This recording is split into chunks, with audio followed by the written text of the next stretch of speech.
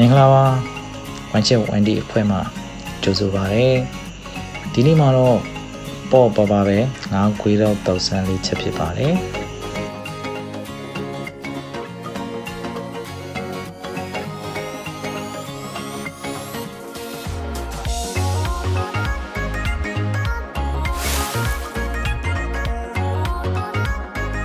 ကားကလေးငါ့ကိုတုံးထားတယ်ပေါ့နော်ရင်းဆုံးငါ့ကိုကြီးထုတ်ပြီးရေးစင်အောင်ဆေးတယ်နေတော့တုံးလေးတုံးတယ်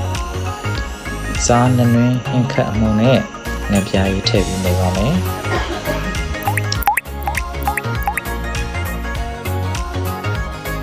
ငါမညီအောင်လို့စပလင်နန်းနန်းကြီးတို့ကိုအစင်းလင်းတက်ဆင်ထားမယ်ယူသီးစိမ့်နဲ့ချက်မှာမို့ရေးဆေးမယ်ခြွေထားပြီးတော့ထောင်ထားပါမယ်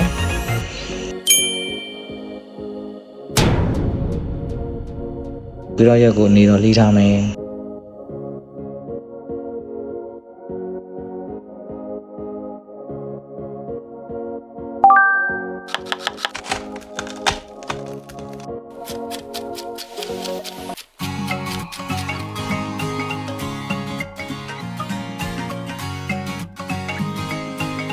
စင်းနဲ့ဖြစ်ပြီဆိုတော့စချက်ပါမယ်စီနဲ့ထည့်ပြီးချက်သွန်းအဖြူနီကိုစီတက်ရပါမယ်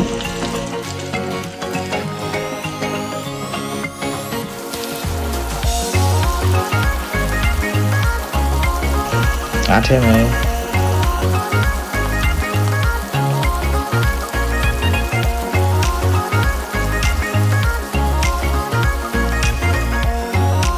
3မိနစ်လောက်ဖုံးထားမယ်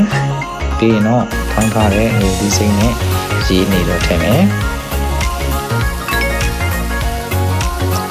ပြီးတော့အောင်လို့စပလင်ထည့်ပြီးတော့ရေးဆူအောင်ထပ်တက်ထားပါမယ်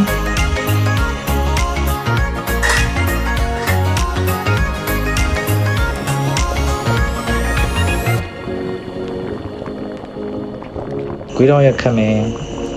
5မိနစ်လောက်တည်ထားမယ်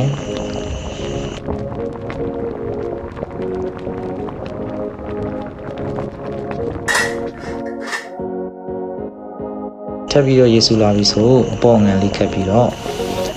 နေတော့ပဲဆိုရင်အိုးချပြီးတော့ဆွဲလို့ရပါပြီခင်ဗျာ